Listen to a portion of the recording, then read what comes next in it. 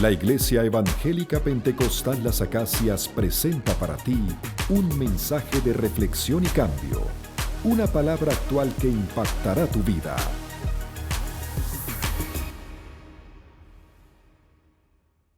Jeremías 33, 3. Léanlo al unísono conmigo. El Señor le dice al profeta Jeremías: clama a mí y yo te responderé y te enseñaré cosas grandes y ocultas que tú no conoces. Vamos a volverlo a repetir. Clama a mí y yo te responderé y te enseñaré cosas grandes y ocultas que tú no conoces. Dios bendiga su palabra, amén. Pueden tomar asiento, hermanos. Damos la bienvenida a todos los que nos acompañan aquí en la Iglesia Las Acacias y a los que nos ven por internet también. El profeta Jeremías vivió en tiempos difíciles. ¿Cuántos están viviendo al igual que Jeremías tiempos difíciles? Entonces nos identificamos con este profeta, porque pareciera que Jeremías está viviendo en pleno siglo XXI en Caracas. Y eso sucedió alrededor del año 560, entre el 560 y el 580 antes de Cristo. O sea, hace más de 2500 años. Pero lo que narra históricamente Jeremías se compagina con la realidad que estamos nosotros viviendo actualmente en Venezuela. Su pueblo estaba cautivo. Recuerden que los babilonios invadieron Judá, pero eso no fue fortuito, eso no fue un accidente. Este joven, que no llegaría a 20 años, recibió esa palabra profética de la destrucción de Jerusalén, de la invasión de Nabucodonosor, de que el Señor los iba a arrancar de su tierra y los iba a llevar a una tierra desconocida. Y el profeta es portador de esta palabra tan terrible. Y es como que si Jeremías dijera: bueno, Señor, pero ¿por qué no me das palabras de bendición para mi pueblo? ¿Por qué tengo que ser el profeta del desastre? ¿Por qué tengo que hablar calamidad? Y entonces, bueno, tragó grueso, como dicen, y afirmó su rostro y buscó a su intérprete o su compañero de ministerio profético, Baruc, y enfrentaron la comisión de profetizar y fueron ante los principales, los reyes, los sacerdotes, los funcionarios públicos de la nación, fueron al pueblo en general y recibió burlas, recibió rechazo. Y nadie quiere ser rechazado, aunque no era a Jeremías que rechazaban, era a Dios que estaban rechazando. Eso le afectaba humanamente. Estoy recordando un testimonio que contó Zoila la última vez que predicó, cuando le robaron el celular. Que Zoila le dijo: oye, mi celular, ¿no? Y sintió tanto dolor y rabia como sentimos cuando nos pasa algo así. Pero Dios le ministró y dijo: no te robaron a ti, me robaron a mí, porque tú eres una hija mía. Porque es así, hermanos. No es con nosotros que se meten, es con el Dios a quien servimos y a quien adoramos. Ay de aquel, dice el Señor, que se meta con uno de mis pequeños. Más le vale que se ate una piedra de molino alrededor del cuello y se lance al fondo del mar. Pobre de aquel, ¿verdad, hermanos? Misericordia debemos pedir con todos los que se meten con los hijos de Dios. Pero ya está Jeremías, sufriente, adolorido, viendo la calamidad, profetizando con el fuego del Espíritu Santo, porque él dijo: no me cansé, no profetizaré más, pero un ardor en mis huesos me hizo retomar mi tarea. Y con esa pasión, con ese fuego, Jeremías profetizó la conquista, la invasión de Babilonia a Jerusalén. Y él estaba como a la expectativa de ver esa invasión. Y comienza el sitio del rey Nabucodonosor a la ciudad de Jerusalén. Jeremías se pone no la mano en la cabeza, se pone la mano en el corazón y dice: se está cumpliendo la profecía. Oh Dios mío, se está cumpliendo lo que tú me has dado. Y sigue derramando su corazón. Usted lee el libro de Lamentaciones y puede ver el llanto de un profeta ante una nación destruida, devastada por el imperio babilónico. Y entonces lo toman preso, porque ya la hostilidad llegó al punto de que echaron mano de él y lo apresaron y lo pusieron allí en el patio. Y estando allí en esa condición de preso, dice: vino a mí palabra de Jehová. Aleluya. Dios se glorifica en los momentos difíciles. Cuando hay necesidad, cuando hay tribulación, cuando la tormenta recia, es cuando más estamos propensos a ver la gloria de Dios. Porque en el año que murió el rey Usías fue que Isaías vio la gloria de Dios. Y asimismo tú y yo, aunque estemos pasando situaciones difíciles, aunque la tormenta esté arreciando a nuestro alrededor y nuestra familia esté zarandeada por las pruebas, los abates de la vida, estamos listos también para levantar nuestros ojos al cielo y ver nítidamente la gloria de Dios. ¿Cuántos dicen amén? Aleluya. Alabado sea el nombre del Señor. Un sabio escritor dijo: cuando más oscura es la noche, más brillantes son las estrellas. Y en los momentos oscuros es cuando brilla más la gloria del Señor. Y ahí está Jeremías. Hay que imaginarnos la situación y tratar de ponernos en sus sandalias, hermano. Ahí está preso, con hambre, semidesnudo, abatido por el clima, el sol en el día, el frío en la noche, los mosquitos, solo. Ahí está enfrentando todo eso. En medio de esa crisis, él recibe la palabra del Señor. Y la palabra que recibe son palabras de aliento. Él estaba espichado, ¿verdad? Como dicen por allí, todo desalentado, casi sin vida estaría el pobre Jeremías. Pero el Señor se le acerca y le sopla, le inyecta el entusiasmo, que es Dios adentro del que está desalentado, y lo llena de una fuerza, de un entusiasmo, y lo llena y lo sopla con el aliento de vida. Y entonces aquel ser que está totalmente espichado recobra fuerzas sobrenaturales y es alentado por el Señor. Quizás usted se siente espichado, quizás te sientes acongojado, casi llevando los pies a rastra, y te cuesta, sientes como una pesada carga en tu espalda y tú tratas de sobreponerte, pero puede más la carga y no sabes qué hacer. En esta tarde, si te encuentras así, hay suficiente aliento de vida, hay suficiente poder, viento del Espíritu Santo que está listo. Cuando levantes tus manos, ese viento soplará sobre tu vida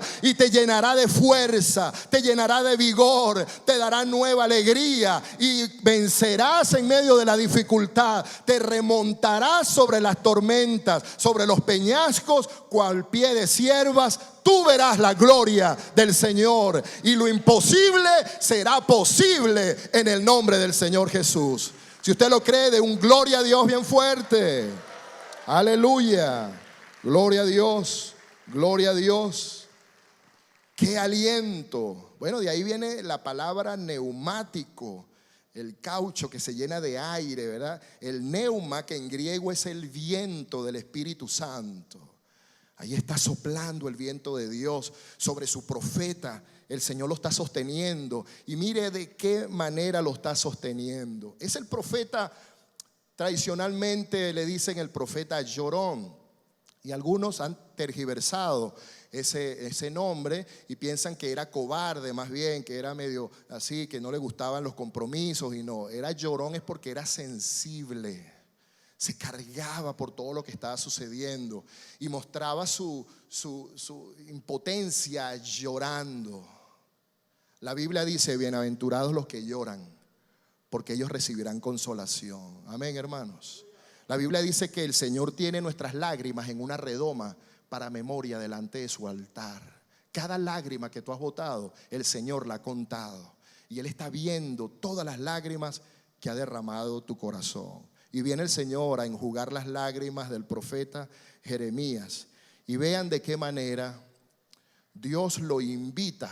Dios no es reactivo. Dios no reacciona porque ve a su siervo sufriendo. Ay, mira, robaron a mi hijo, me voy a vengar de esos ladrones. No, Dios no es así. Dios es soberano, hermanos. Acuérdense de eso. Dios no está reaccionando por la condición de esclavitud de su profeta. Dios no está reaccionando porque su siervo no había comido.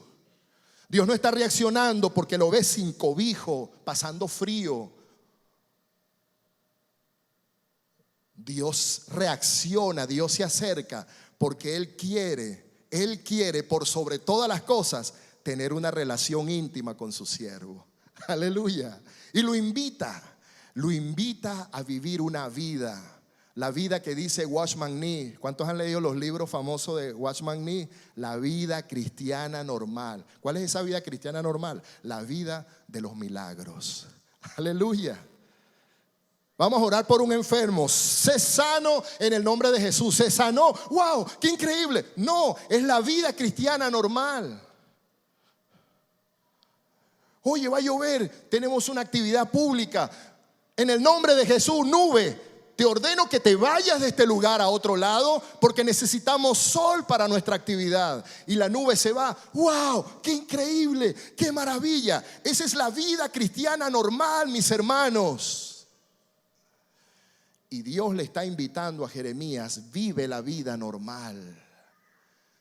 Mira la invitación que le hace.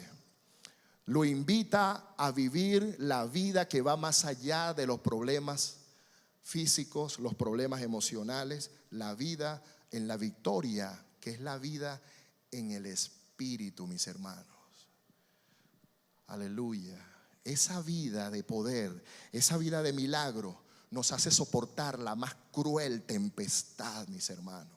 En el momento más difícil que uno puede estar experimentando, la pérdida de un ser amado, por ejemplo, uno está allí porque uno se identifica con el dolor de ese ser querido, pero Dios te llena de una fortaleza que tú no puedes comprender, un sobrenatural, y te hace soportar ese momento y afrontar la vida con sus desafíos y seguir adelante, comprobando la fidelidad de Dios, la bondad de Dios, la esperanza de Dios, la compañía de Dios. La Biblia dice que Dios es nuestro amparo, es nuestra fortaleza, es nuestro pronto auxilio en las tribulaciones. Y Dios le dice a Jeremías, clama a mí, Jeremías. Lo invita a orar. La oración es poderosa. ¿Cuánto lo creen, mis hermanos? Pero no tiene poder en sí misma. El poder viene de Dios, pero la oración activa el poder de Dios. Así como la fe. La fe no es importante en sí misma, sino que la fe es un vehículo para nosotros activar la gloria de Dios. Cuando usted ayuna, el ayuno no es poderoso, pero el ayuno le permite a usted activar la gloria de Dios sobre una condición, sobre una situación. Por eso la iglesia se declaró en ayuno, 40 días de ayuno. Y qué bueno esto que está sucediendo en la iglesia de las Acacias. Cuando yo llegué a la iglesia de las Acacias, en el año 84, había un espíritu de oración muy fuerte, hermanos.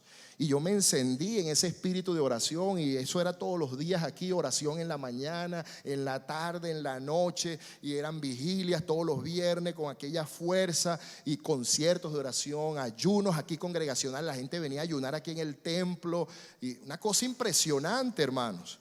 Y ligado con el primer amor de haber conocido al Señor y esa vida profunda de oración que se experimentaba en todas las expresiones de la iglesia, los adoradores, los jóvenes, todas las expresiones, había un espíritu de oración que poco a poco fue menguando y fue sustituido por el crecimiento, el programa celular y la multiplicación, que no es malo, pero una cosa como que tiene más relevancia y más enfoque. Y vino la música, y vino la alabanza, y vinieron ministerios de afuera, de Colombia, de Estados Unidos, de Living Water, y una cosa impresionante que también Dios usó para traer un avivamiento a la adoración de nuestra iglesia, hermanos.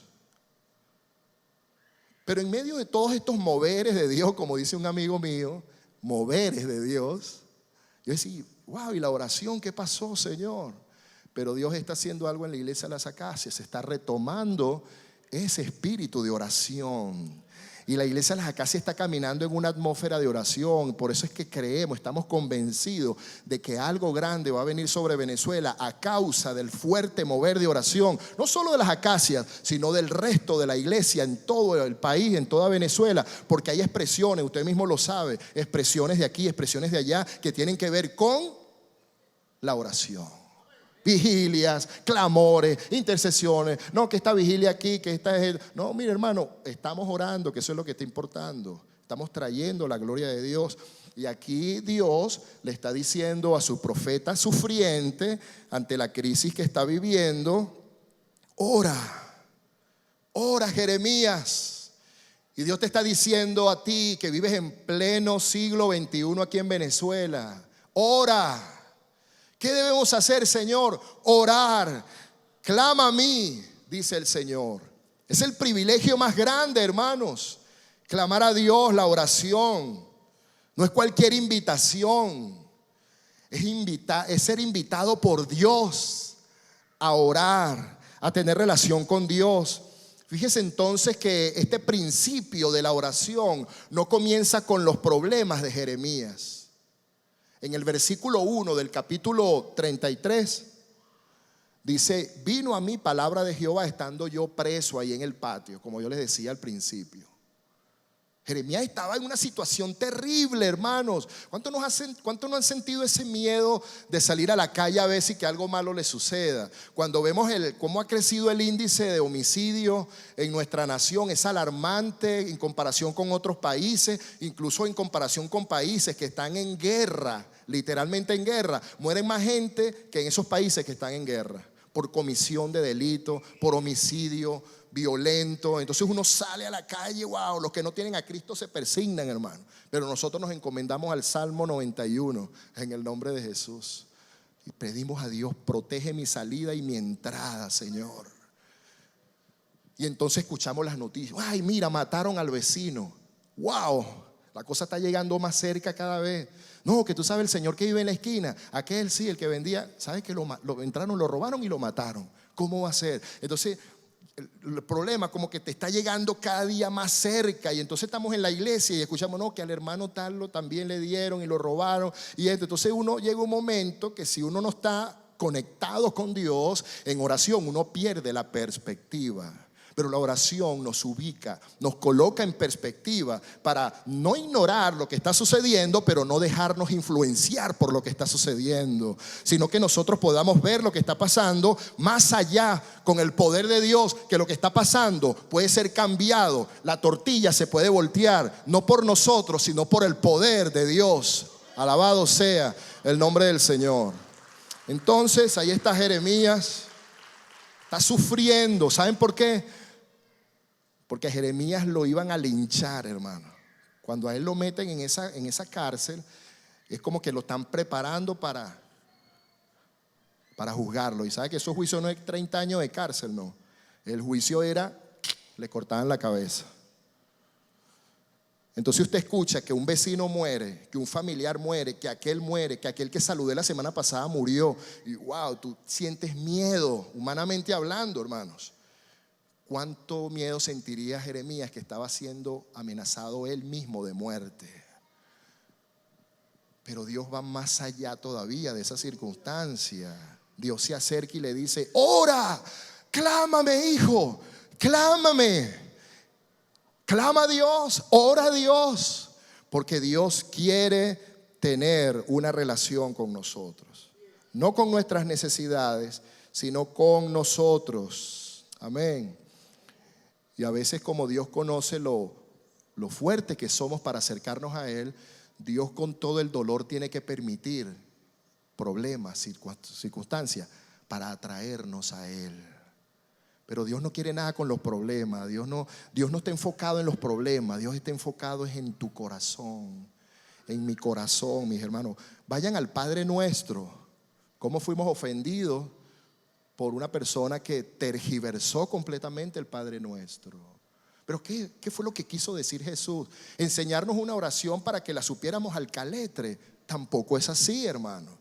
Vamos a darle el justo valor al Padre Nuestro. ¿Qué es lo que está tratando de decir Jesús con el Padre Nuestro? Está tratando de establecer los principios, las prioridades, las cosas esenciales que deben reunir nuestro acercamiento a Dios. Cuando nos acercamos a Dios, ¿qué cosas debemos considerar?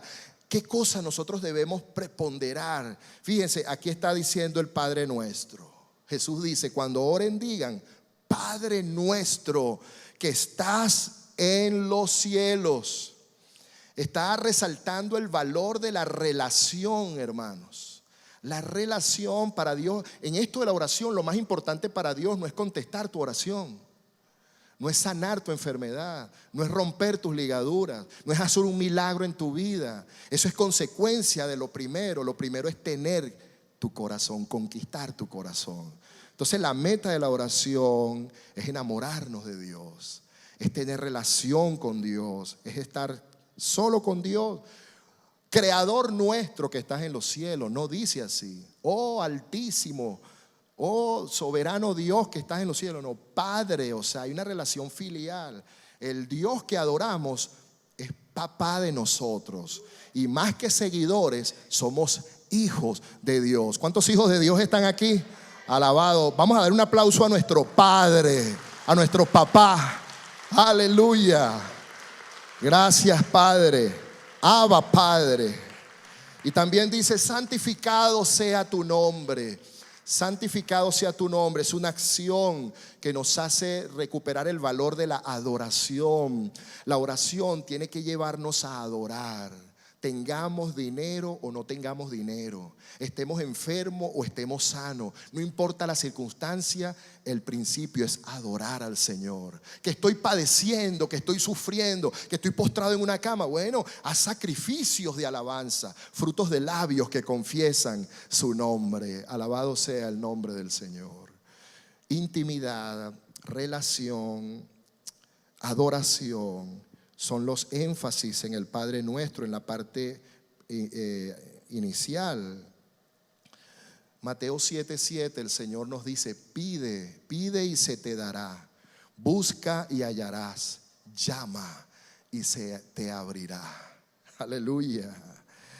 En Hechos capítulo 4, usted después lo puede leer en su casa, vemos que el pedir nos hace a veces sobreponer los tiempos de máxima persecución y debilidad. No es pedir cuando todo está normal, sino es pedir también cuando la situación está ya al borde de la desesperación. Vea cómo estaban los creyentes perseguidos y cómo hacen una oración memorable, que es la misma oración que debemos hacer nosotros en nuestro país. En vez de dejarnos influenciar por los comentarios y las cosas que vemos por televisión y por internet y leemos por la prensa escrita, vayamos a nuestro Dios y pidamos por nuestra nación como lo hicimos al principio en el nombre del Señor Jesús. ¿Y qué le dice Dios a Jeremías? Clámame, órame, pídeme. Y dice, y yo te responderé. Aleluya. Primero el privilegio de la oración. ¿Cuántos saben entonces que orar es un privilegio, hermanos? Pero ahora vemos la promesa de la oración. ¿Cuál es la promesa? ¿Cuál es la promesa? ¿Que se va a fortalecer tu músculo espiritual? No. ¿Que te vas a convertir en un gigante en la oración? No. ¿Cuál es la promesa? La promesa es que Dios nos responderá, porque al Dios que clamamos es un Dios que tiene oídos y es un Dios que responde. Alabado sea nuestro Dios, el Dios que responde nuestras plegarias. Dios nos oye, Dios nos escucha cuando oramos. Ve usted unos ejemplos en la Biblia. Abraham clamó a Dios por Sodoma y Gomorra y clamó insistentemente, y Dios fue paciente con el clamor de su siervo. pero lamentablemente no cubrió el nivel mínimo que Dios pedía por Sodoma y Gomorra, y el juicio de Dios vino sobre esa sociedad porque el pecado era muy grande. Pero allí está la disposición de Dios de escuchar el clamor de su siervo Abraham. Ya Dios había decidido juzgar a Sodoma y Gomorra, pero él se detuvo un momento y escuchó el clamor de Abraham, y ahí estuvo con él negociando. Bueno, Dios, pero si hay tantas personas, y como que paró el juicio por un momento. Eso habla del carácter paternal, ¿verdad? Uno a veces como padre le dice a su hijo no, pero a veces uno le dice ese no y uno va negociando con ellos hasta que ellos entiendan ese no. Porque uno en el fondo tiene un corazón de padre. Vea usted a Elías. ¿Qué sucedió con Elías? Había sequía y él clamó por lluvia. No había lluvia. Se veía una nube como del tamaño de una palma de la mano. Y ahí estaba. Él vio esa palma y dijo: viene el aguacero de Dios. Y llovió tremendamente. Dios le respondió a su siervo Elías. Elías clamó ante los profetas de Baal y se derramó el fuego de Dios. Josué oró. Dice que el sol se paró. Científicamente es imposible eso, pero Dios hace hasta cosas imposibles por complacer a sus hijos. Dios no es complaciente, pero Dios ama a sus hijos, y por amor Él para sus actos y espera un momento para atender nuestro clamor y nuestras plegarias. Alabado sea el nombre del Señor. ¿Cuántos juicios sobre Caracas hemos parado en oración? Porque Dios se ha detenido y ahora está preparado es para derramar un aguacero espiritual y arroparnos con su gloria y con su bendición. El salmista David estaba asustado, pero este era peor porque lo estaban persiguiendo para matarlo. ¿Quién? Saúl. Le tenía envidia. Era como la serpiente que perseguía a la luciérnaga, y salía la luciérnaga y ¡zas! Iba la serpiente detrás y se escabullía y se escondía, y todos los días era lo mismo. Cuando se ocultaba el sol y por fin podía salir la luciérnaga, estaba al acecho la serpiente y sigilosamente la perseguía y la tenía obstinada, hasta que un día se armó de valor la luciérnaga y le dijo: un momentico, serpiente, ¿qué es lo que te pasa a ti? ¿Qué te he hecho yo para que tú me fastidies así?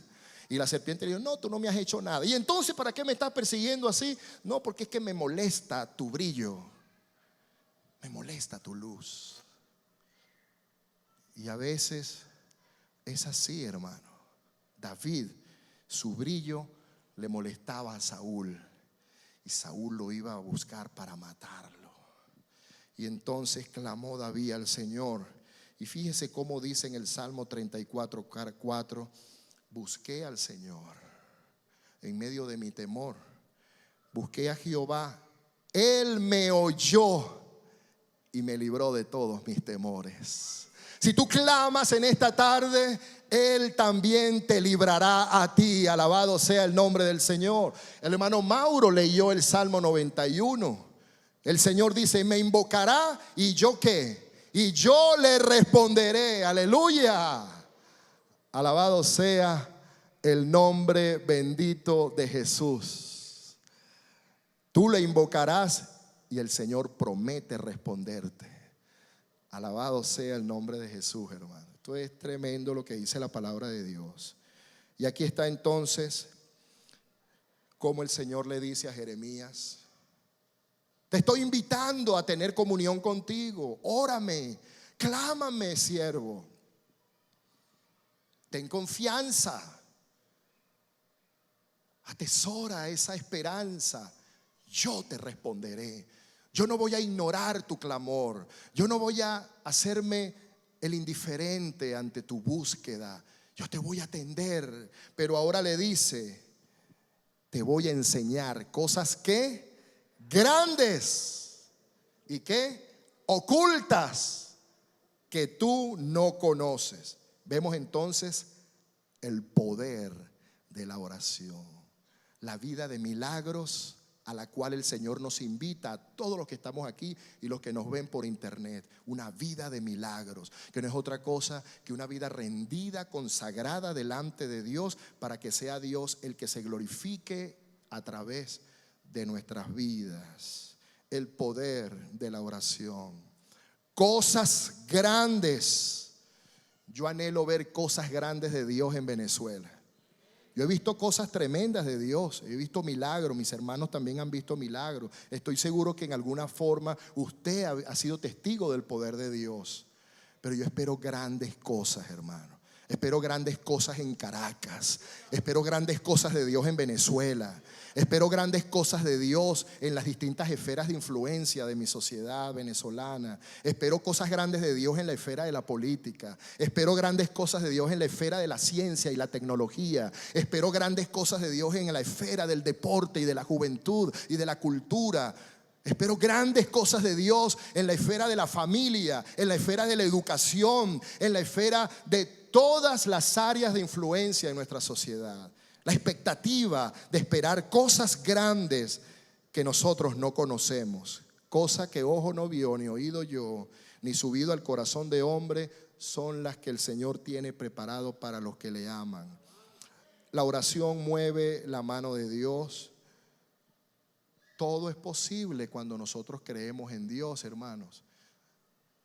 En Marcos 9, Jesús tuvo un encuentro con un muchacho, pero estaba endemoniado.